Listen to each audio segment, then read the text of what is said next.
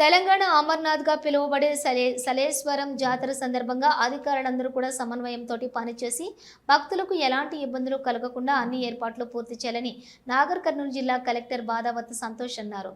చెంచు ప్రజల ఆరాధ్య దైవం సలేశ్వర లింగమయ్య జాతరను అత్యంత ప్రతిష్టాత్మకంగా ఏప్రిల్ 11 నుంచి 11, 12, 13 తేదీలలో 3 రోజుల పాటు జరపనున్న నేపథ్యంలో ప్రజలకు కావలసిన సదుపాయాలను వసతులను కల్పించాలని అధికారులను కలెక్టర్ ఆదేశించారు. జాతర రోజుల్లో వైద్య అధికారులు ప్రాథమిక ఆరోగ్య కేంద్రాలను ఏర్పాటు చేయాలని, వైద్య సిబ్బంది అందుబాటులో ఉండాలని జిల్లా పంచాయతీ శాఖ ఆధ్వర్యంలో జాతరలో ఎప్పటికప్పుడు శానిటేషన్ పనులు నిర్వహించడంతో పాటు ఎక్కడా కూడా అపరిశుభ్రత లేకుండా అవసరమైన చర్యలు చేపట్టాలన్నారు.